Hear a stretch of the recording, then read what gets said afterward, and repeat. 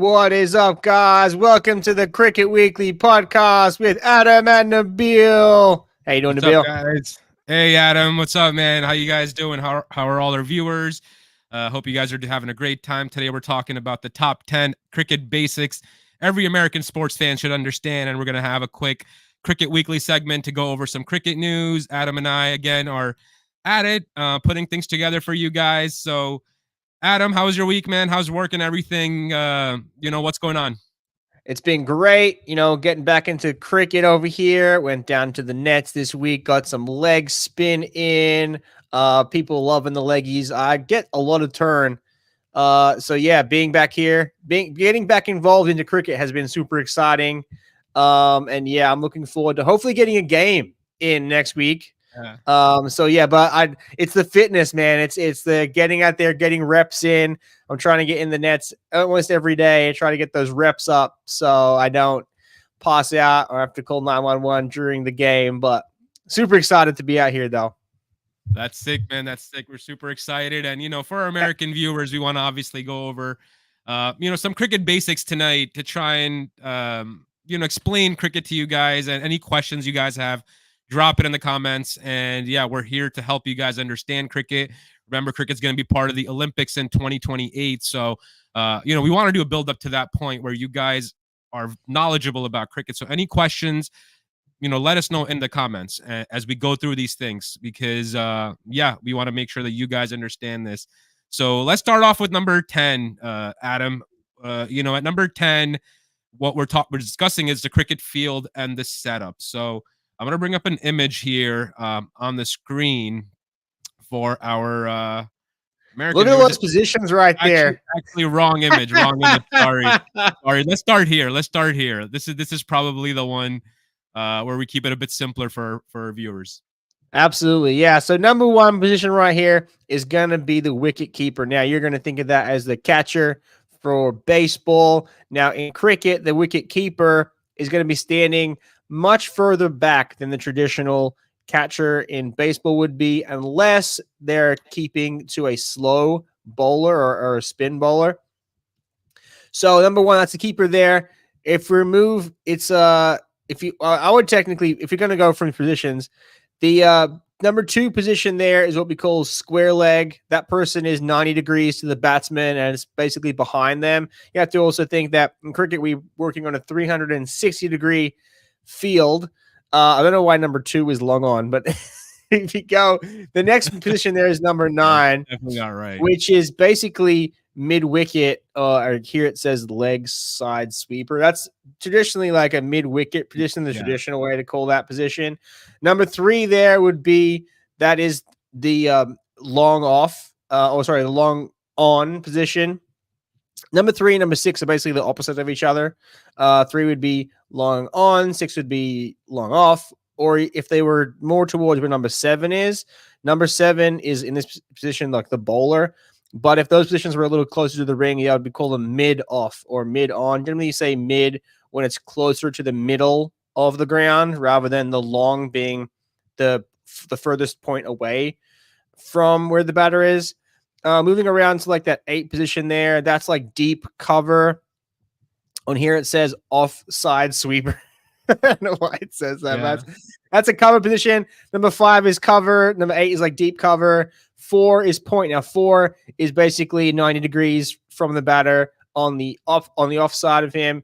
Number 11 down there is the third man. And then in between where it's number 10. Number 10 is out of school. So that's fine leg down there. So most of these positions, if you switch back to just the faces, most of these positions aren't really, they're going to be new to everyone because they don't have that ability to have fielders outside of the V in cricket, the V of baseball.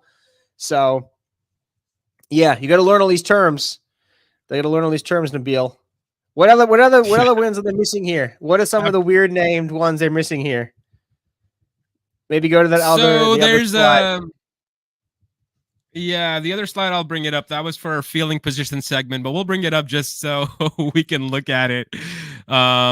You can see a deep point, you can see a deep backward point, a third man. I'm going from the left side of my screen. It should be right side, I think, for you guys, but I'm going from deep point over to deep backward squared leg, third man, long stop, deep fine leg. So essentially the way I want to break this down is through infield and outfield. So this line that you see around the inner part of the field, that's the infield. So if we compare it to baseball, that would be an infield, and anything outside that line is an outfield. Now in cricket, the captain has 9 fielders to place in any of these fielding positions, depending on their strategy, depending on what they're trying to accomplish or how they're trying to get the batsman out. So, there will be a catcher, which is the wicket keeper. That's one fielding position that has to be there. And then the other is the bowler, the pitcher, right? So you're left with 9 additional fielders that the captain can place around this field to really trap the batsman or strategize around it. So these are, as you can see, the captain would place strategically players across the field in these positions: mid wicket, deep mid wicket, cow corner is probably one of the ones that we miss, Adam. Cat corner, gonna love cat corner. Some of these good ones down here, like the ones super close, silly mid on, silly mid off, silly point. Oh yeah. And they're called silly because they're so close to the bat, they're silly. So yeah, that's a good. I like the way that you broke that down. Like if you think of it when you're comparing infield and outfield, it's infield and outfield, but now it's on a circle. It's on a circular plane rather than in the V plane. So yeah, anything inside that inner circle there is the infield. Anything outside of that's the outfield, and you play the 360-degree oval, and everything is obviously going to be thrown back to where the stumps were. And you consider the stumps to be home plate and the pitcher's mound, and they come back to both to that area. So, yeah, there you go. That's the positions right there. Yeah, absolutely. So these are the positions, and if you guys have any questions, again, drop them into the comments. This is the first segment we were talking about fielding. My question, Nabil, is where do you field, Nabil? I field in the slips. The slips. That's because you don't want to catch. That's because you can't catch the high ball. Is that right? No, I can catch all across the field. In my younger days, I could get around anywhere in that field. But now I think second slip, gully, first slip, or anywhere in the infield, I can be a specialist in. But so for the viewers at home, generally whoever field that slips, best friends with the captain, so they haven't got to walk very far. They just go straight to slip. They haven't got to walk very far. It's so true. So true. You just walk with the catcher to the other end, man. You just walk with the keeper, and it's just a simple, like, my job, because I don't normally keep. It's just like, here, take the ball. I used to keep back in the day too. So, I was a keeper for a decent amount of time, but don't keep anymore. We have good young keepers in our team. So, not needed. Give someone else the gloves. Not needed. So, let's move on to the equipment used in cricket, Adam. And again, if you guys have any questions regarding the cricket field and the setup, let us know in the comments. That's the first thing that we discussed tonight. So, equipment used in cricket, Adam. Equipment. So cricket is basically where hockey gear. That's a good way to look at it. It's full pads. So you wear a lot of stuff here in cricket because the difference between baseball and cricket is cricket, you're actually have intent to hit the batter with the ball, or you can hit the batter with the ball, or there's no penalty for hitting the batter with the ball. So you're most likely going to get hit with the ball, highly likely. Yeah. So you have the bat. The big pad there is obviously going to go to protect your shins and your knee and the first part of your quad there. Then you see the smaller pad there. That's actually your thigh pad with an inner thigh pad there. So your thigh pad, that'll go on the leg that faces the bowler. So if you're right-handed, it'll be your left leg. And then the inner thigh guard will go on the inside part of your right leg, because that's kind of how you're facing the bowler. Then you're going to be set up with some gloves. Those gloves are going to be super insulated and have a bunch of padding above all the fingers. Now, what you will notice is that one glove will have a big pad on the thumb and the other won't have a pad on the thumb. And that is because your left hand, the thumb of your thumb is actually wrapped behind the back of the bat. So it's almost impossible to hit that thumb with the ball. So that's why that doesn't have a pad on it. Then you have the helmet. Everyone should be wearing a helmet. The only reason you would not wear a helmet is if you were bowling spin, but especially for junior kids, I would absolutely. Everyone has to wear a helmet. You know, you can get hit in the head. It's not hard to get hit in the head, either from a bouncer or even from off your own bat, getting a deflection, or maybe you go to do a sweep shot or something and you hit yourself in the head with the ball. So you have the big grill on the front, and nowadays they even have an extra pad, bit of padding behind the back of the helmet, kind of to catch the back part of your neck, because that is where you're most likely to get injured or kind of knocked out, is when it's hit you behind the back of the head. So also got shoes there, but yeah, you also have what's missing in here is the box, and what we call in Australia the DP. You guys can figure out what that stands for. Let me know in the comments what you think that stands for. DP. The DP. Do you call it a DP? Oh no, we don't call it a DP, man. You don't call it a DP? Maybe that's an Australian thing. That's an Australian thing. No, but in Australia we call it a DP. Well, I know what our American friends are thinking there, man. So whatever you're thinking is true. Whatever you're thinking is true. Oh man. Oh my god. All right, yeah, let's time to move on, man. From these. There you go. So that's all the equipment that we have. Yeah. Let me show off the cricket ball again. We have a cricket ball here. Hey, cricket ball. You got a red ball, you got a white ball. Yep. Nabil, explain to the viewers the difference between the red ball and the white ball. Why would you have a different ball? So a red ball essentially is used in Test cricket, and white ball is used in limited overs cricket, which essentially means Test cricket is the longer version of the game. It lasts 5 days, so the ball quality and the stitching is a higher quality, and it lasts a longer time. It's pretty mint. It's mint, and the red ball, the shine on it, it can be controlled and make it last for 80, 90 overs. So red ball in Test cricket obviously moves more, it seems more, it's a testing process in Test cricket. So red ball is absolutely a much bigger challenge than any white ball cricket. Just so our American friends would know and have an idea that white ball cricket is a little bit easier, I would say, than compared to Test cricket. But yeah, those are the difference, and the red ball moves more. It's harder to play, especially when new, a brand new ball, or even an older one. If somebody can reverse swing the ball, which is something that we probably should explain to you guys now that I brought it up. So, Adam, what is reverse swing, man? You want to let the viewers know what reverse swing is? Reverse swing uses magic, and it defies all logic. So what happens here with the ball is that you keep the same ball for the entire game. One side is going to stay shiny as possible. The other side is going to stay rough. Now, as the ball develops, it starts to defy physics, where normally the ball would catch the rough side and would move to the side with the rough.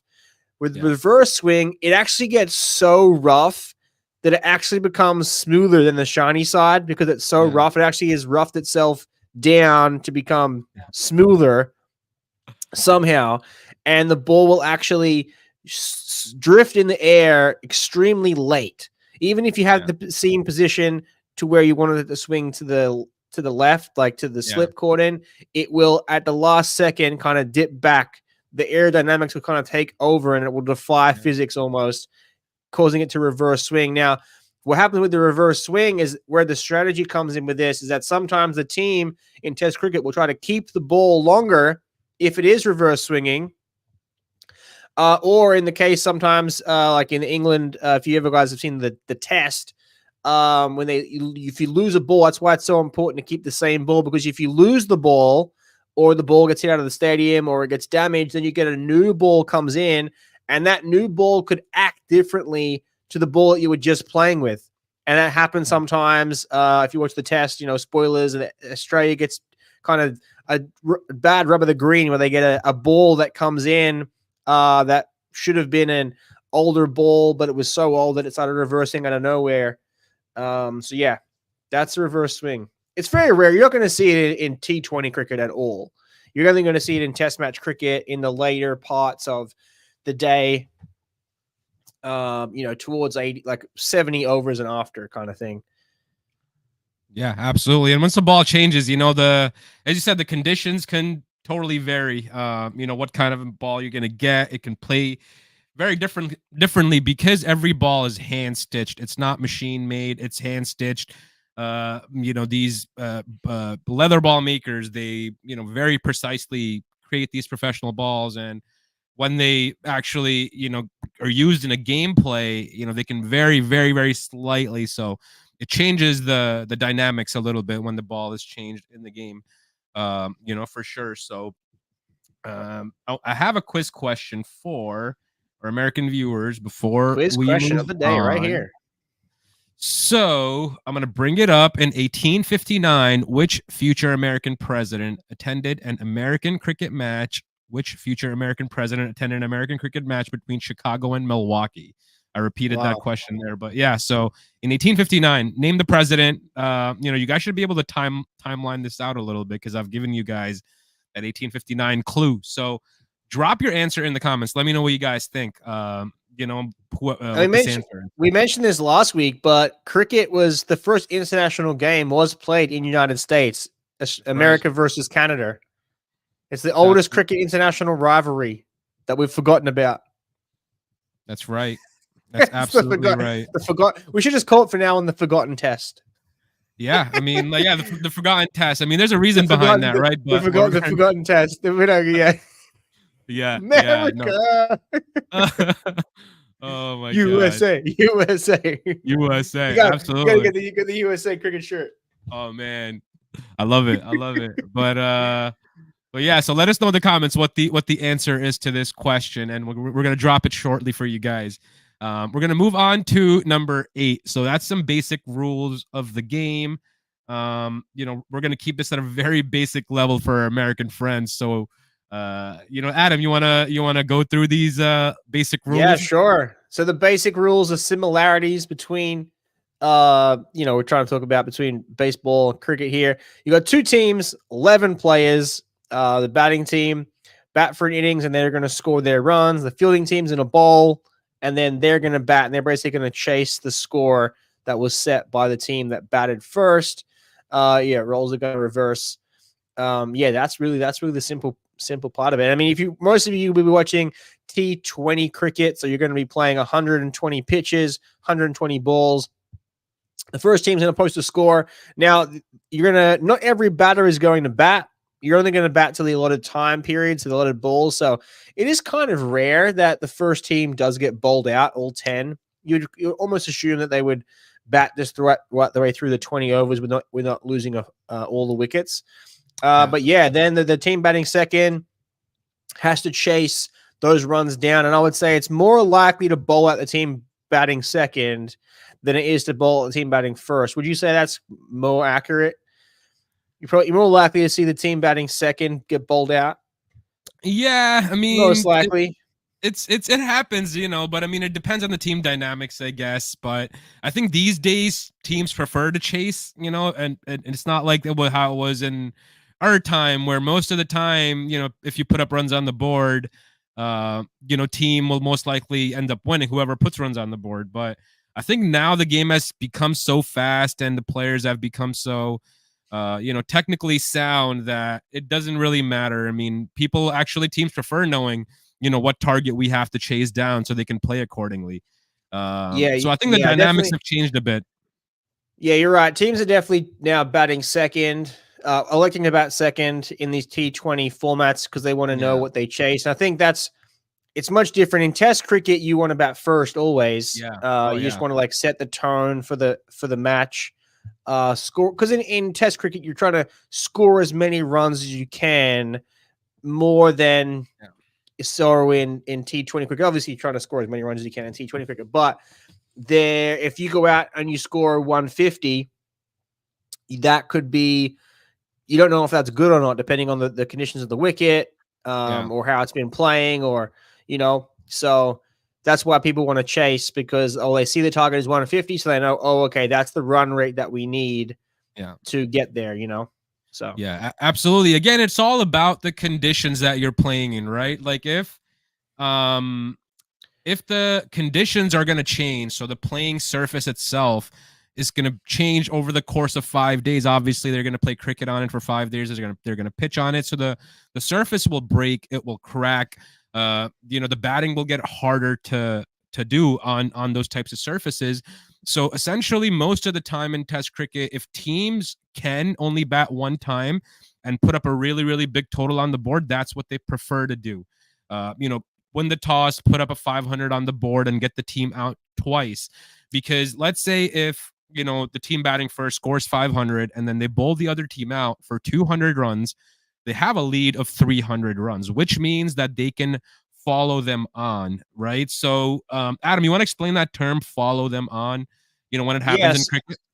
Yeah, so in the test match format, like Bill said, the first team, let's see, Team A goes out and scores 500 runs, and then Team B comes out and they only score 200. Well, they're still 300 behind. So the Team A can basically say, we're going to put you back in to chase down our first score without us batting again. Essentially, that's basically what it is. Yeah. Essentially, they'll ask the team to bat again. They'll be like, hey, you only scored 200 runs. You're still 300 runs behind. So we're going to ask you to bat again, and we'll go back out into the field. Because essentially there's a number like based on the run rate. I believe it's 200, right? You have to be at least 200 runs ahead. Exactly. Yeah. So if they're within that range, that then they're going to ask them to follow on, and if their pitchers are not tired, usually that's when they take the decision. If their pitchers need rest, right? If they need rest, then the team will most likely go out and bat. But if they haven't had a lot of big workload, their pitchers in the first inning, then they'll most likely send the team back out, and we'll try to knock them down under 300 runs and win by an innings, essentially, which means that they only batted once, scored 500 runs, and they bowled the other team out twice under 500 runs. So I hope that makes sense to you guys. Again, if you have any questions, drop it into the comments. And that's breaking down rules, within some formats. And since we brought up formats, I'm gonna get into our next number 7 reason of why American sports fans should know these basics is the formats, right? So the cricket formats, there are 3 separate formats in cricket: Test cricket, ODI cricket, and T20 cricket. The one we were just talking about, where a team gets to bat twice, that's Test cricket. So I hope you guys kind of understood that fact, and it's played with the red ball that Adam was showing earlier. The ODI cricket and T20 cricket, essentially it's 50 over cricket, which is a 300 pitch game, and T20 cricket, which is a 120 pitch game. So do you want to explain the dynamics of those limited overs game, Adam? Yeah, sure. So the one that you're going to see and what we see in the World Cup is the T20 cricket. That's going to be the most common thing you're going to see. The MLC that runs here in the States, that is T20 cricket, and there's a bunch of leagues getting played right now. One in the Caribbean. You'll see some T20s happening in England right now, but that's the most common form that you're going to see Team USA play. Team USA, it has been playing ODI games, which is the 1 day. That's a 50 over game. It's a longer form of the game, but it's still played over 1 day. The differences between these two matches is generally this, basically the speed in which the batters are scoring their runs. So in T20 cricket, you're trying to get at least, let's just say 10 runs and over. You're trying to get in those T20 games, where in the ODIs, you're only looking to maybe get 5 or 6 runs and over. So it's much less scoring in the ODI ball to ball. They're not as aggressive. They're not trying to hit sixes every ball. They're not, throwing the bat at everything. It's one of those, the kind of the traditional or form of cricket where you're out in the field, for half the day, and then you're batting for half the day, and you're just trying to stay out there as long as possible and not get out, because you have 300 balls and you only have 10 batters. So you want to make sure you have batters out there at the crease for as long as possible. Try to make sure you use all of those 300 balls and you don't get bowled out. Whereas in T20 cricket, it's more common to see guys throw the bat at the ball and get out really quick, because even a quick fire 30 runs can go a long way in a T20 match. So that's kind of the difference between T20 and ODI. And then Test match, obviously, is the 2-day form of the game, where you're just trying to stay out there all day and just basically score 100 runs, 200 runs, 500 runs collectively for the team. And it's up to the captain to judge when they have to declare, or strategy around making sure that they bowl out the other team twice, because you see there that the cricket the Test cricket's the only one that can end in a draw. And the way that ends in a draw is if the team batting second, coming in for their second innings, they're not able to reach the score, but the team A that batted first, that's now bowling, they can't bowl them out. So team A puts up a score, team B puts up a score, team A adds to their score, and then team B would come back and would have to try to match the score. But if team A can't bowl them out, then they get a draw. And sometimes actually getting the draw feels like more of a win than if the team if the team that was supposed to win actually won. It's like what we would call saving the game. Yeah, absolutely. Or playing for a draw. Yeah. Yeah, absolutely, man. And like the key thing to understand here, right, is if we look at overs per innings, right? In Test cricket, it's unlimited. ODI, it's 50, and T20 is 20, right? So essentially, an innings in cricket is always going to be 10 outs, or either if we're playing white ball cricket, it's going to be 50 overs, 20 overs, or 10 outs, or in Test cricket, unlimited overs or 10 outs. So essentially what that means is all the fielding side needs to do is pitch 10 good pitches to get the guys out. Rather it's an unlimited pitch game, rather it's a 300 pitch game, or rather it's a 120 pitch game, right? So all the fielding team needs is 10 outs. So as Adam was saying, right, ODI cricket's a bit slower, only 5 runs or 4 runs every 6 pitches. T20 cricket is almost 10 runs every 6 pitches, and Test cricket's even slower. The reason why that is you need more time. Obviously, the batters, they have to spend it. They don't have a choice because, again, only 10 good deliveries, and the entire team is out, and the innings is over. So essentially, you don't want your team to get out right in a 300 pitch game, and your team to be out under 50 pitches. That's why it's essentially having the strategy of either going by 5 runs and over or 4 runs and over in an ODI cricket, or T20 cricket, maybe 8, 9, 10 runs and over, because you only have 120 pitches to play and 10 outs. So really the dynamics change big time when you go from Test, ODI, the T20 cricket, and the pace of scoring significantly changes, because of that, and because of the fact that, it's only 10 really good deliveries that the fielding side needs to end the innings. So anything else to add there, Adam? I think you locked it in. That's pretty good right there. Yeah, we got a question for Coach Adam. What is the best thing to learn length and line for fast bowlers? I'm going to bring this question up for one of our viewers. Adam on the screen. So, Tashi, what's going on? Okay, so what is the best thing to learn for a length and line for fast bowlers? So the biggest thing obviously is you need to know what you're up against. So if you're a right-armed bowler and you're up against a right-handed batter, that's mostly the traditional thing we're going to see probably like 70% of the time. Yeah. Is obviously you want to pick are you going to bowl the ball, swing it into them, or are you going to swing the ball away from them?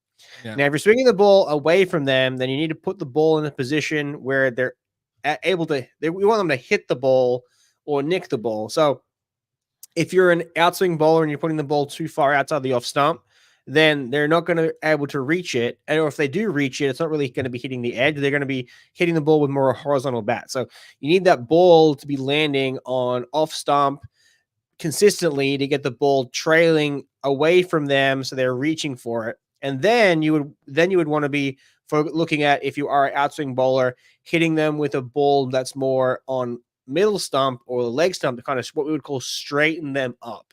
Yeah. So that would be like the line. And then as for the length is going to be to do with, again, what you want to have some sort of game plan. So in the traditional sense of cricket, or in one-day cricket or test match cricket, you're going to want to have the ball what we call on a length. So it's probably 4 to 6 meters away from the batter. I think that's the way that measures out. You don't want them to be able to reach the ball where they're hitting the ball in the middle of their bat. You want them to be the ball to carrying towards the batter when it gets to the batter, it's at their hip height or just above hip height. You want it to be coming up at them at that height, where if you bowl the ball too close to them, the ball's going to be coming in at their shins. And when the ball's coming in at their shins, that's when the batter's looking for that ball. They can really get a foot down the wicket, hit through the ball, hit over the top of the ball, or hit even down through cover, through mid on, through mid off.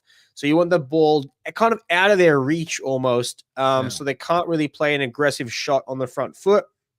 And if they do start fishing for the ball out to the off stump, you're going to hopefully catch the edge.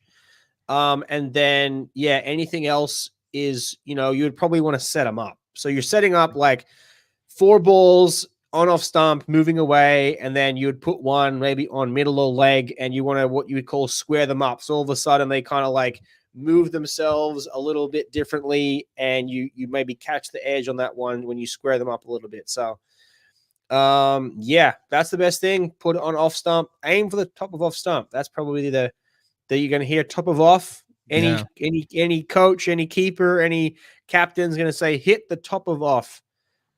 And then if you're bowling in swing, then you want to make sure that you're giving yourself enough room on the offside so the ball doesn't go down leg side. Because if you're a right-armed bowler and you're putting the ball on middle stump and you're swinging in, well, that ball will go down leg side, and that'll be called a wide. So you need to make sure that the ball is far enough outside the off stump that it can swing back towards the stumps. Or you have to put that ball, if you are going to bowl at middle stump, it's going to be right up on the, like almost like a Yorker length. Try to make it to swing back in. So one of the best people that do the in-swinging Yorkers were like Mitchell Stark, but you have to consider Mitchell Stark's a left-arm bowler bowling on the other side of the wicket. So the angle that he creates allows him to swing the ball outside the line of the off stump and then swing it back in towards the stumps. So most of the in-swing you see will be from left armers. Let's just first person that comes to mind is Andy Bickle from Australia. He was like one of the classic 12th man for Australia during the late 90s and in the early 2000s. Yeah, like he was in the wrong era, like Glenn McGrath, Jason Gillespie, kind of locked down those main, Brett Lee locked down those main bowling positions, but he was a fantastic right arm in-swing bowler. It's kind of the rarer type of right arm bowler. Normally you're going to have the right arm away swinger, right arm fast, or right arm seamer, like you would consider Glenn McGrath, right arm seamer, Brett Lee, right arm fast, and then, trying to think of someone that's particularly a right arm swing bowler. Jimmy Anderson, he bowls right arm or left arm? I'm trying to think.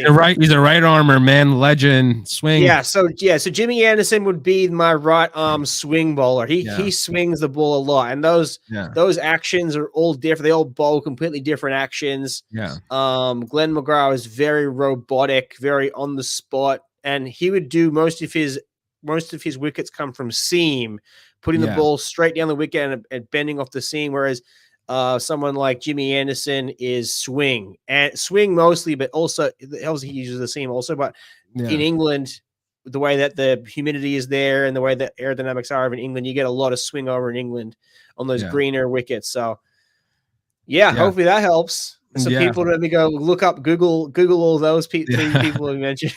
Absolutely. I hope that helped Tashi. And a couple of things that I would probably mention to Tashi is, for your line, obviously, I would, say to work on, your delivery point, getting close to the stump, getting wide of the crease, getting into the middle. So, working along those lines where, hey, if I'm bowling an outswing, I can get maybe a little bit closer to the stump. If I'm bowling an inswing, maybe I can go a little bit wider. So you want to change your release points, to confuse the batter. So that's how you can learn about the line. And then the length, again, for fast bowlers, my thing would be to tell you that read the pitch if it's a fast pitch, if it's a slow pitch, because that's going to help you to realize what length you have to bowl on a particular track. If the track has juice and it's quick and it's the ball's going to be fast on it, you can look to pitch it up in that 4 to 6 meters. But if it's a slower, drier surface, you want to pull your length back to maybe, 6.5 meters, just a slightly bit, so you can get that hold up into the surface. So just a couple of advice there for me to Tashi there. And I think she got another question. No, she just said, thank you very, very much, guys. It was very helpful. So very good. Great. I got one question here. We got, which innings is greater, Kapil Dev 175 or Maxwell 201? That's a tough one, but I think I'd have to go with the Maxwell, man. That inning, Maxwell on one leg. Yeah, that inning was wow. one leg That was Maxwell. Yeah, that was something. That was truly something. So yeah, glad to have helped the youngster today, man. That's awesome. Let us know again if you guys have any questions. Drop them in the comments. We're here to help you guys. And Coach Adam there, is also doing his coaching clinics setup. So Adam, you want to tell the viewers about that a little bit, man? Where we can Yeah, find so where we we're can find you. yes, so yeah, cricket clinics are starting up. So Yeah, AB Adam coaching. So we're looking to kind of grow the youth here, we'll grow all cricket kind of here in Connecticut. yeah, So if you're a Connecticut-based person, whether depending on where you are, if you're in the Danbury area or the New Milford area, yeah, come find your club. Nabil's over in New Milford. I'm in Danbury. They're close, but basically we're just kind of the people in the area trying to basically outreach and bring people in. So a lot of people are learning new cricket for the first time. So I'm just going to be basically teaching the basics, ground level stuff, like super simple stuff, how to hold a bat, how to bowl the ball, how to swing, how to that. So that's especially with the junior kids, like 8 to 14. And then we have the, more high school kids that are probably already played cricket, and looking to kind of get more skills. My skill set really is just like analyzing, okay, so this shot here, you're not able to do this with your foot, your bat's going here, your bat's going there. So I'll be in there in Danbury, basically helping everybody out get a little better. That's basically that's basically it. awesome. We're looking Yeah. forward to it, man. And the goal here is, guys, to again grow the game at the grassroots level. I know, there's a lot of work being done, in New Milford as well, and Adam's taking it on in Danbury here. So we want to expand this growth, right? So come out, support the game, learn the game. We're here to help you guys, locally, learn and essentially help you understand what cricket is and get you involved into the community, because that's what it's really about, making new friends and learning about the game and yeah, and be part of the community, which is awesome. So we're going to move on to the next one, Adam. I know we're running a little bit behind time, but let's go on to the roles of players, right? So specialist batsmen, bowlers, wicket keepers, all rounders. Do you want to explain some of those roles in cricket, and Sure. how it works? Yeah, so we go from the top down. So generally, you look at the batting order. You're going to start with what's called the opening batters, and the opening batters aren't. Look at this picture right here. This is the slips cordon right here. For the opening batting partners, your opening batters traditionally aren't the best batters in your side, but they're the most defensive batters in your side. You want the two people to go out there first that aren't going to throw their wicket away, that are going to basically see off the shine of the new ball, see off the new bowlers, and set up the game so that your better batters can come in like the 3, 4, 5 position and really be able to have like the hard work done for them, essentially knocking the shine off the ball. So when they come in, the ball isn't swinging as much. The bowlers are a little more tired. They're bringing on their spin bowlers. So that's kind of like the position of opening batter. That's the position that I played when I played cricket. In this picture here, you're going to see this is obviously something happening late in the day. This would probably be a situation where this is what we call the tail enders. The bowlers are up to bat right now, and they're trying to get the final wicket here. And they've set a field, obviously, really close. That's kind of silly. So what you call them in the middle order. Batters kind of like 4, 5, and 6. Generally, one of those or two of those may be an all rounder, and an all rounder refers to they bat and they bowl. So they would they're really good at spin or they're really good at pace, and as well as with the bat, and they kind of get put into the middle order. Maybe your number 7 or 6 in there is probably like your big hitter. You might put a big hitter down in that position, so they come out right towards the end, and they get basically a license to kind of swing and kind of go for it.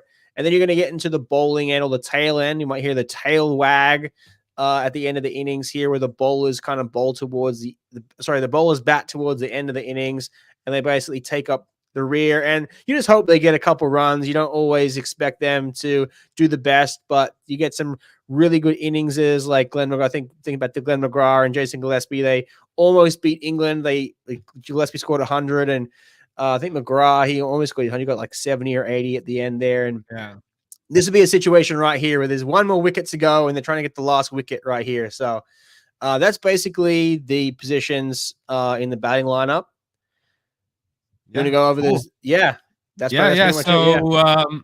Yeah. So the roles essentially, as Adam explained, like depending on the scenarios and what happens in Test cricket, but a batsman essentially, as we see on the screen, is the guy batting. The pitcher's most likely a spin pitcher, on a short, run up. He's going to try and put revs on the ball, and all the close infielders, as Adam mentioned, trying to just wait for like a catch just because they need one wicket to win this match. So this is uber aggressive. Usually it's not, it's aggressive, but this is to really just go all in, kind of a move by the skipper in this particular picture.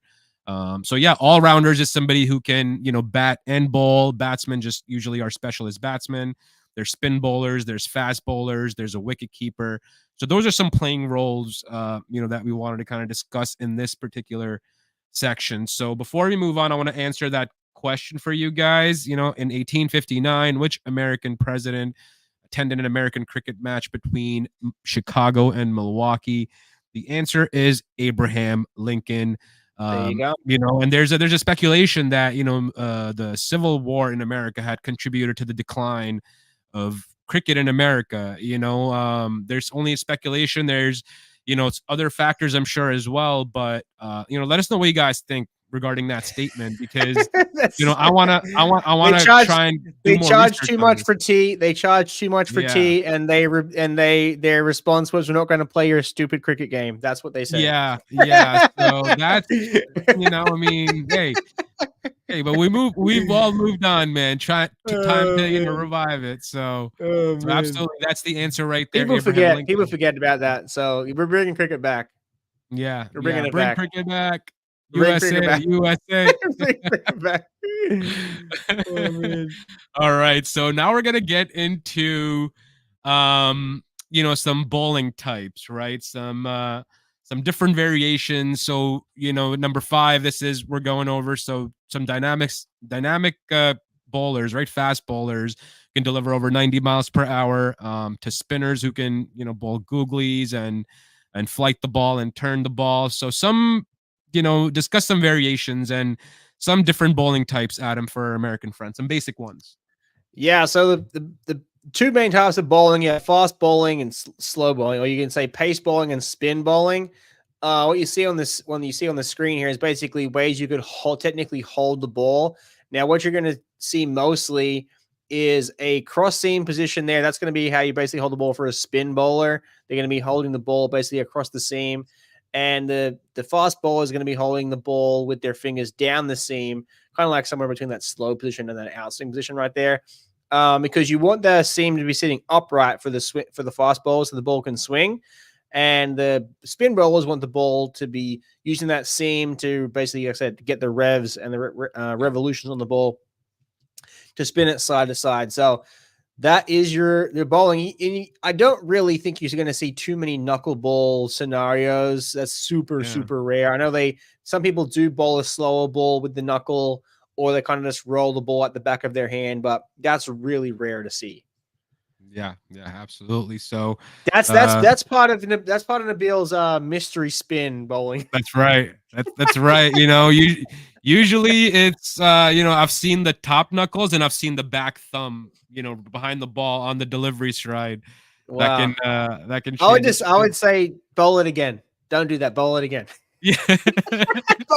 bowl it again. Bowl that pie. Bowl it again. I'll be like, if my grandma saw you bowl like that, she'd make you bowl it again. Absolutely, man. We wouldn't let a bowl like that in the backyard. Oh man, yeah. Go field the third man. Nathan has a question. He wants to know, what is each of our greatest Ashes moment? Greatest Ashes moment. My greatest Ashes moment. I got to think back now to my Ashes stuff. The first one that comes to mind, it's probably not the greatest one, but it's the first that comes to mind. I remember very vividly watching Shane Warne get his 300th wicket in England. Yeah. He bowled, I believe the sequence of events was he bowled out the captain, not Cook, the other guy, Strauss. He bowled out Strauss first. I think that was like 299, and the very next over or in the same over, he got the 300. So my mind's playing tricks me a little bit, but I just remember him getting it and like putting his arm up and like running around with his arm up. I was watching it in Sydney. I was at my auntie's house, and this little TV, probably like smaller than my laptop. I remember just like watching it on there. Yeah, that was one of my favorite test moments that's coming to mind right away. Yeah, that's pretty cool, man. Strauss, I mean, I can't really think of anything much. Well, considering you probably trying to like find something that hits my memory, but you probably weren't that invested in test matches. No, I've watched a lot of Ashes cricket. Yeah, but no, yeah, I mean, yeah. I think the ball of the century was probably during the Ashes series, right? If I'm not mistaken. Ball of the century would have been, that would have been Ashes series, 90s, 97, 98, 99, something like that. I would probably say something like that. Yeah, because that ball of the century was something, man. Because that just pops in my head, like every time I think about Shane Warne, that ball of the century. If you guys haven't seen it, go on YouTube and bring up ball of the century. You guys, a lot of good questions coming in here from Nathan. Nathan's asked, upcoming Gen Z international star you both reckon. So we're going to talk with like younger stars. I mean, think about Australia. You got Zampa. Zampa's a great young spin bowler coming up. Zampa's been around for a while, man. Zampa is, been around for a while, but he's like young, maybe age young, but like he's been with the team younger, for 5-6+ years. Yeah, but he's like young, because I would say he's younger than most guys. Yeah. I would say he's still in his 20s. That's younger. That's the first thing that came to my mind. One of the young players that I really rate is the kid from New Zealand, Rachin Ravindra. That kid is super, super great, man. I mean, the way he's come onto the scene and into the World Cup, he's got a really, really bright future. So Rachin Ravindra from New Zealand is one guy that I see, doing super well. And then there's a kid in Australia too, who wasn't part of the squad, but everybody was talking about him. He had a good BBL. I can't think of his name. I think I know who you're talking about. Jake Fraser McGurk. Yes, and in the chat they mentioned it. Jake Fraser in the chat and Tristan Stubbs. So definitely, Tristan Stubbs is another one. Yeah, Jake Fraser McGurk is somebody that I'm looking forward to watching. He's a very talented kid, and I think he's got a bright future. You could also add Lavershame. He's kind of on the cusp of Gen Z. He's a newer person in the test side for Australia. Lavershame. He's probably been only 3 years in the test side. I don't know. I mean, I guess so. I mean, he's considered like one of the senior guys in that team. So I mean, I wouldn't consider him like a youngster coming up, because unless he has the responsibility to score, I would think in that team. If he doesn't, it's going to be his ass. But I would say he only started playing cricket in the test team, like I feel like only 3 or 4 years ago. I feel like. Yeah. So what about like Travis Head? Then he would count as like a Gen Z player. Travis Head, I guess he's a little. No, but he's been in the side a little longer. He's been in the side longer than he's been in the side. Probably, I would say he's probably in the 6 years. Longer than Adam Zampa. I don't think. I think he came into the team after Zampa. I think so. Really?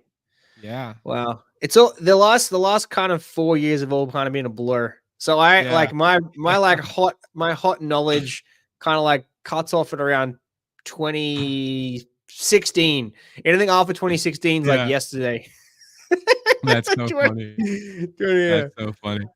But yeah, I hope that answers his question. So we're gonna move on to the next one. So we're gonna move on to batting strategy and skills, Adam. Batting strategy. Or just overall, we could talk about strategy and tactics. Yeah, let's talk about strategy and tactics from the toss, right? Like situations where from the toss. A toss happens, and the conditions seem to, are going to be consistent. Let's say for a 50-over match across the 50-over game, you're winning the toss. What are you doing?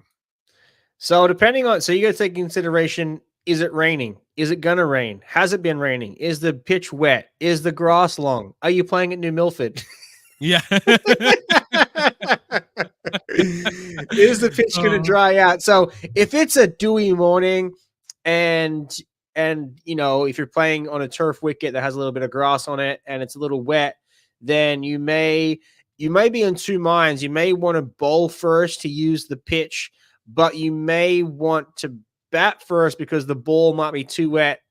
It might get cakey. Like There's a couple strategies around that. Like you want to make sure that if it's green, it's a nice day, a little bit of dew in the air, a little bit of, maybe you bowl first. But if it's dry, it's going to be super hot, you bat first. If you're playing on synthetic wicket, it doesn't really matter too much. You'd more take into consideration how the outfield is. Sometimes you got to consider, do you have enough players to play right away? Sometimes your players are late, so your only option is to go and bat first because you haven't got enough players to field.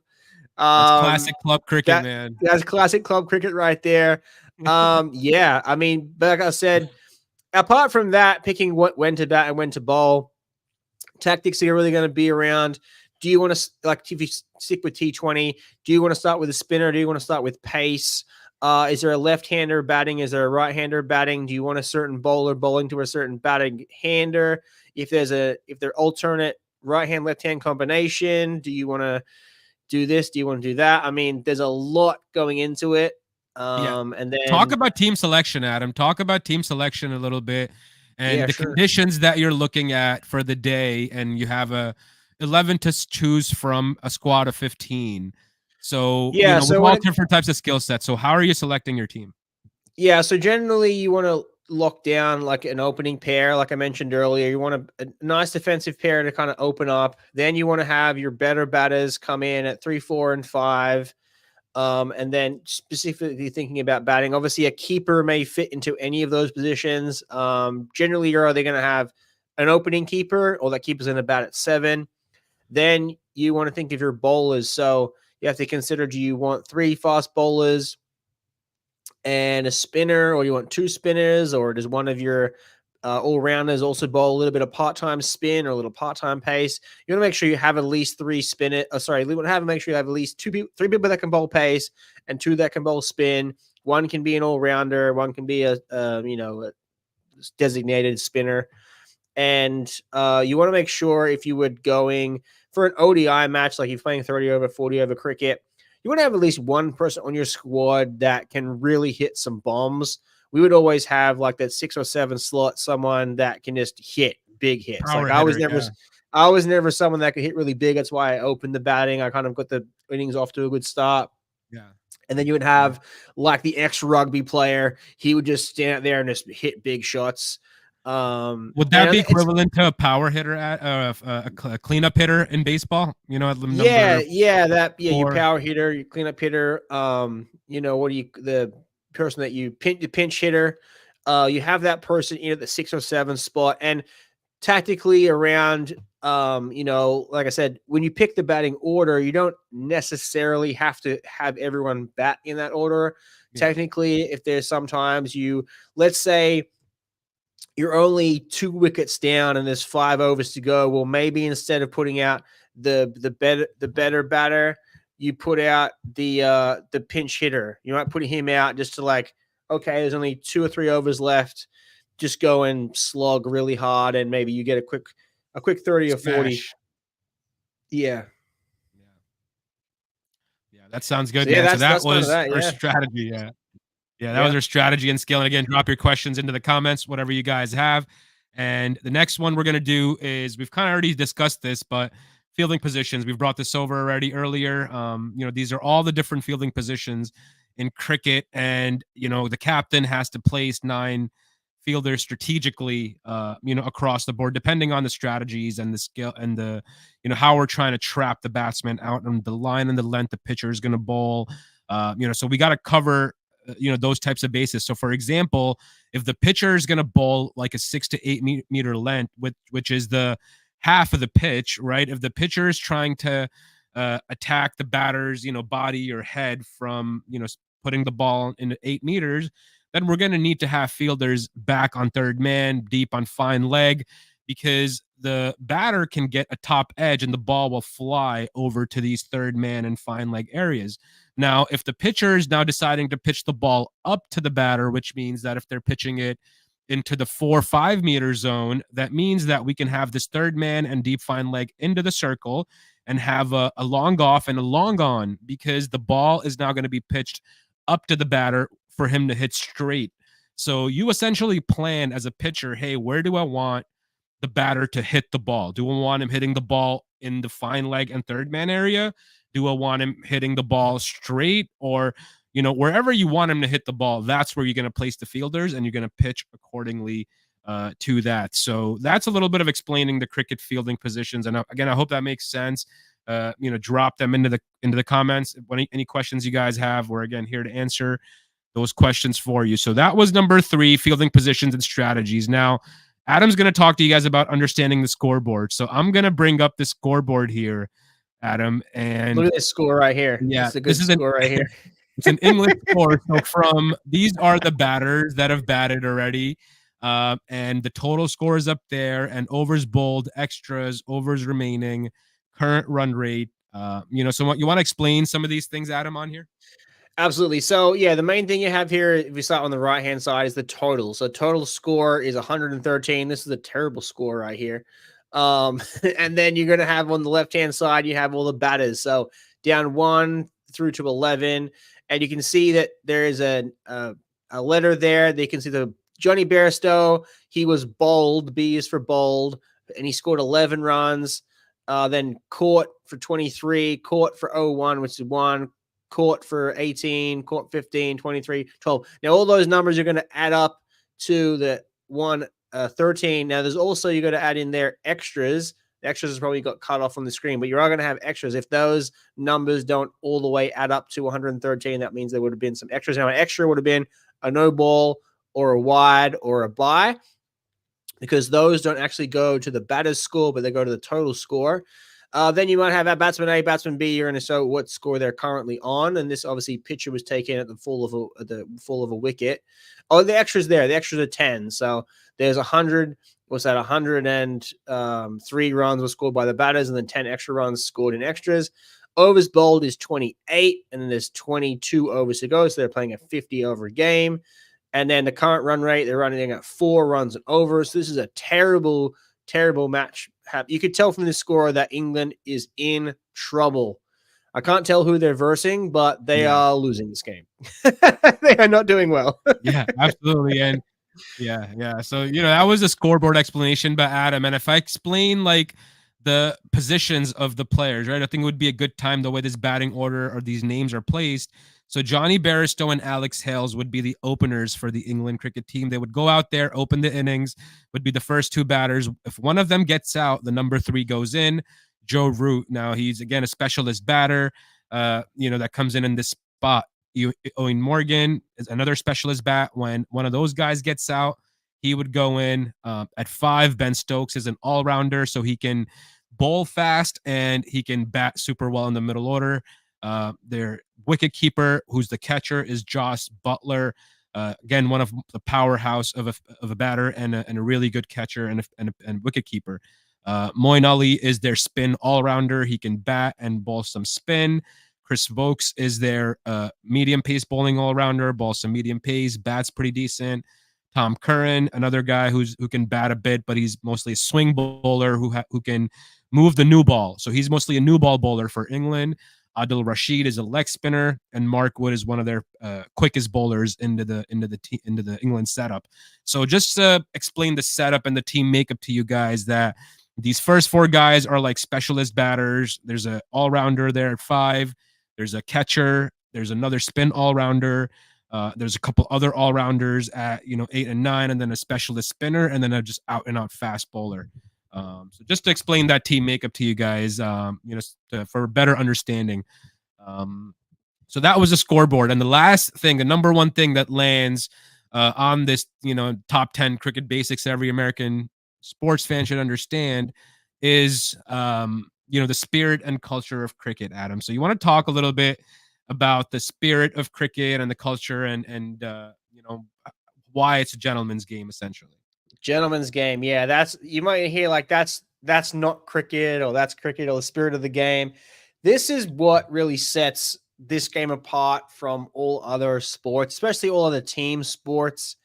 It's essentially that when you're playing your opponent, you respect your opponent, and your opponent respects you, but you're both going out there for blood, essentially. You're both going out there to do it for your nation, do it for your team, but you essentially respect that your opponent, they're also a cricketer. They're also a cricketing team, and you do things in a spirit that makes everything fair and even, and you don't do something that's basically in bad taste.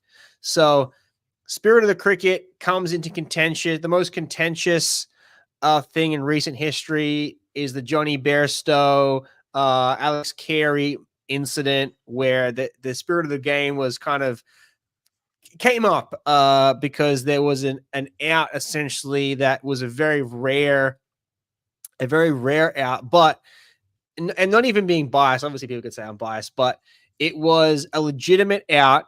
And the tactic used in that scenario was a legit tactic. I personally use that tactic, especially when. So for people that don't have any context, one of the ways to get out in cricket, obviously, is to leave your crease and you get run out or stumped. And in the Johnny Bairstow, Alex Carey scenario, Johnny Bairstow was continuously walking out of his crease after he swung and missed at the ball. And the Australian cricket team kind of picked up on that. So Alex Carey decided to basically have a throw at the stumps, which is totally legal. And he happened to be out of his crease at the moment the ball hit the stumps, and the Australians appealed and he was given out. And the English players were like, that wasn't in the spirit of cricket, but it was in the spirit of cricket. It was basically this overlapping area where normally, not normally, but it's kind of like you're really supposed to be back in your crease. You're really not supposed to be doing that. And traditionally, the first time you throw the ball at the stumps, you miss. Normally you miss, and it basically just sends a warning to the other team, like, "Oh, hey, yeah, get back in your crease." But this actually happened to hit, and he actually happened to be given out. So it's another one of those things where it comes up where technically one of the other rules, similarly, is the man catting rule. Nabil, you want to talk about the man cat rule? What that means? Yeah. So the man cut rule essentially is if the batsman on the non-striker end that's just kind of waiting for the pitcher to deliver the pitch, right? If he essentially acquires any extra what is it called? Like leading space, off his essentially. base. Yeah. Yeah, if he leaves his base essentially before the pitch is delivered, right? So it's like essentially getting caught out while trying to, like throwing them off on first base. You know how in baseball sometimes the pitcher, if there's a fast guy on first base and they know they can steal, to keep him in check, they'll throw the ball consistently at first base and they may be able to pick him off, right? So man could rule is kind of similar to that, where the if the guy leaves off his crease line in cricket, the non-striker, the pitcher, before delivering the ball, can essentially pick off the bail and get him out. So that rule essentially has come into question with the spirit of cricket, but it's part of the game. It's part of the rule. The batsman should not be trying to get any extra, yards or anything before the ball is delivered. So that's actually more against the yeah. So spirit. the way that you would play this view, rule, yeah, the way you would play this out is if this was happening in a real game, the first thing that you would do is tell the batter you're going to do it. So instead of actually doing it, you would actually stop and hold the ball at the stump and look at the batter and be like, hey, you're out of your crease. You're getting too far ahead of yourself. You're leading off too far. Yeah. If we do it again, I'm going to take the bails off and I'm going to man cat you. That would what you would call inside the spirit of cricket. Now, technically, the rule states you can just take the bails off and give them out. Now, that does happen. That the most contentious one is in the women's league, I think Sri Lanka, New Zealand, or Sri Lanka, England, something like that. I forget exactly who it was, but final over, they needed a few runs to win, and she walked out of a crease, and they took the bails off. It's inside the rules, not really in the spirit of the game, but it's kind of also in the rules. And I don't know. It's one of those weird things of like, if you're at the death, like technically at one of those death scenarios, you have to be acting at a high level of cricket. It's like one of those basically 200 IQ plays where, hey, it's the last over. This isn't the 70th over of the test match. And it's like, it doesn't really matter, but it's like, it wins in the game. Yeah, it's there's 9 wickets down, there's 4 runs remaining, and you're running to your crease. Well, I have my one shot, take the bails off and win for my team. Yeah. But it's also like, it brings into consideration cheating, the spirit of the game. You don't cheat. You consider the Australians with their sandpaper gate, bringing out sandpaper onto the field. we talked earlier about the ball. We're trying to reverse swing. What they were trying to do was they're trying to make the ball so terrible that they would change the ball over. That's not in the spirit of the game. You don't want to cheat. Absolutely, you don't want to be bringing the lolly gate, putting a little lolly on the ball and rubbing it up there, and bottle caps being used to scratch up the ball. Yeah, the spirit of the game is essentially, because technically one of the rules in cricket is you're not meant to handle the ball. The batter is not allowed to pick the ball up. But in the spirit of the cricket rule, if you're playing club cricket and the ball's at your feet as the batter, you pick the ball up and you throw it to the fielding team because you're basically, you're having fun. It's not. Yeah. You didn't do it in a way that would enhance your ability to get out. You did it because, you're saving someone running in. Yeah, exactly. Yeah, absolutely. So, cricket is, the spirit and the community, the way, everything is run is essentially what makes this game, great. So, that was our top 10, from Nabil and Adam. And, before we sign off, we're going to, discuss for 5 minutes. We're going to discuss, a couple of the news that happened this week in cricket. So Adam, I think the first thing was the Pakistan losing to Bangladesh Pakistan lose to Bangladesh. Bangladesh with the double win over there. I don't know how this happened, but I know you're Pakistani native, and every time I see Pakistan cricket, they're losing. And they had Bangladesh, I believe, 6 down for like 200 or something like that. I didn't get to watch the full game, but there was 6 down, and then somehow Bangladesh came back and scored a bunch of runs, and Pakistan couldn't get the job done. So explain to the viewers what's happening in Pakistan. Why can't Pakistan win a game over here? So a lot of politics going on, bad attitudes, internal conflict with, Shaheen and Babar and Rizwan. They all got their own lobbies. So they're all trying to just, power struggle. That's what's happening in Pakistan cricket from the top down. They're not playing together. They're not united as a unit. So it's a mess. It's a chaos, and I'm not sure. It's been happening for a long time, but looking at this match, I mean, if we look at the details, Pakistan did score 274 in that first innings. Sam Ayub 58, Sean Masood 57, Salman Agha 54. Rest of the guys kind of folding. Babar's been in really bad form, which has been hurting the team. Saud Shakil is a new middle order bat. He's the quickest to score 1,000 runs, but just failed in the last 2 matches. Did score 50, but this is a new team. I mean, we compare to a team like Bangladesh. These guys have a lot more experience in this Bangladesh lineup. Mushfiqur Rahim, Shakib Ul Hassan, Mehdi Hassan Miraj, Liton Das, Shanto. These guys are combined. Pakistani guys have. It's an issue with Pakistan cricket. They got swept, and that was one big news there. And I think England also beating Sri Lanka in the other match, if I'm not mistaken. Yeah, Sri Lanka also struggling. Yeah, Gus Atkinson there. Joe Root scores another 100. Yeah, Gus Atkinson scored 100 and got a 5 for, man. So wow. Yeah, I saw. I don't know if we have it, but I mentioned before we went live that Michael Vaughan posted a meme. He wrote on like a napkin some stats of Joe Root, and kind of arguing he's the greatest current player to be playing the game. And I did a little thing. If you check out my Twitter, I was like, did you forget who Ricky Ponting is, bro? I put Ponting stats next to Joe Root stats.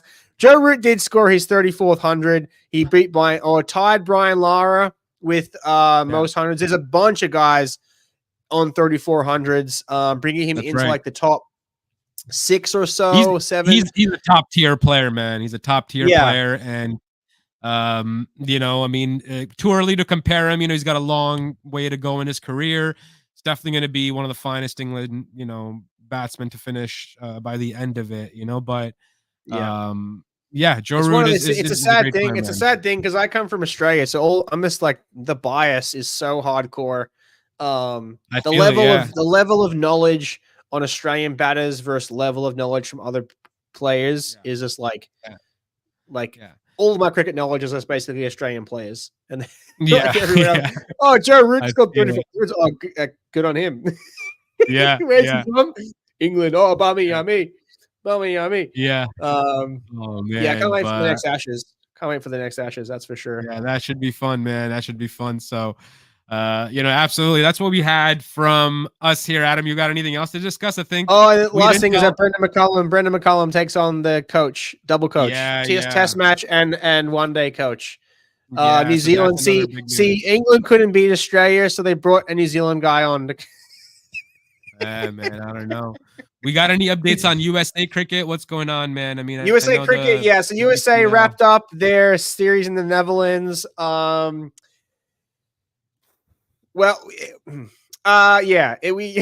We did great against Canada. We did poor against the Netherlands. Netherlands have the stick on us. Netherlands swept us. We swept Canada. But we have the stick on Canada. Yeah, we have the stick. Yeah, we swept Canada. But the thing about, I have to be critical of the Netherlands games. Both of those games we had in the bag both times, and Netherlands just came out and Netherlands bowled exceptionally well. Both times the Netherlands were bowling to us. We were chasing both times, and just exceptional bowling performances from the Netherlands. And USA wasn't able to kind of lock it in at the end there. And one of my big things is, if USA cricket hears this or anyone in cricket hears this, one of the big things in cricket is to not panic. Do not panic. If you're chasing a total and your required run rate is 5 and over, well, that means that you only need to hit a single every ball. I think one of the things we're seeing, a lot of things we're seeing in USA cricket and not in just USA cricket, but in cricket in general, is that their cricket IQ isn't being enforced. The pressure from T20 to make it exciting and to make it thrilling and hit the big shot. But when you're playing a one-day international and you only have a 4 over runs required, well, that means that you can hit one single every ball. Your literal goal as the batter is hit a single. That's it. It's not hit a 4. It's not hit the big shot. It's literally hit a single. Hit it into the gap and run. And if you're the way that I would play cricket is if you're actively trying to look for singles and your partner is actively backing up, everything should be a single, because there's no way that the fielding team is going to be active enough to have everyone come in when you're still got 30 runs required to chase down every single. So to be bowled out 5 for 8, to lose 5 wickets for 8 runs when you only need 30 runs left that shouldn't happen. Because you should just be thinking singles. Don't think big shot, think little shot. Think one ball at a time. Because you can take it. Michael Bevan was big in Australia. He was always take it to the end. Always take it to the last over. If you go 1 run a ball for the last, even if you're chasing down, you have 30 or 40 left, and you go at 4 and over, and you give yourself 12 or 14 in the last over, where you give yourself a chance. In the last over to go for it, right? You want to make sure you balance out wickets in hand versus the risk you take of losing your wicket. Because if you go too far and you've only got 3 wickets left and you have to score 30 runs, we get in a situation where Netherlands can clean up at the end with their really good bowling attack. So, that's my biggest thing. Is I think they're lacking experience in that middle order. And, on that note, I think I want to let USA Cricket know that Adam is available. I'm available. We're available. Very experienced, 20-odd years of experience, So, hey, you need us? Call us, man. We're available right here. We're available. We're gonna finish off in style with we should have had it pre-recorded. Your shot, your big hit over point scoop, your scoop cover drive. Well, guys, one of the best things you can check out there. Is it on your reverse scoop TikTok? Is that where they can find it? It's on the TikTok, it's on Instagram, and it's on my Facebook. So you guys you got to go check out one of the latest posts from Nabil on the reverse scoop. His up over the top shot, over point. Did the ball end up over point? Is that where it went? It went over cover. It went over cover. It's one of the most glorious. You can't even call it a cover drive. I got to call it a cover scoop. It's like the reverse cover scoop. Just this straight up over cover. Gave myself how did you do that? Pop. How'd you do that? It played out well in the mind, and the execution. I'm glad it was able to come out that way. So it was perfect. Awesome. It was awesome. Perfect. And, you know, one fact we were talking about off the recording, right, was racquetball. So I want to get Adam in a racquetball court. So, you know, let us know in the comments how many of you guys want to see Adam and I put out a racquetball video, right? Because Adam does not know what it is. And if any of my racquetball friends are watching this, I'm bringing this guy out to our next racquetball match. So we got to get Adam versus Nabil in racquetball, and then we got to get an Adam versus Nabil in the net session. That's right. Let's do it. That's what we need. That's what the people want to see. Yeah.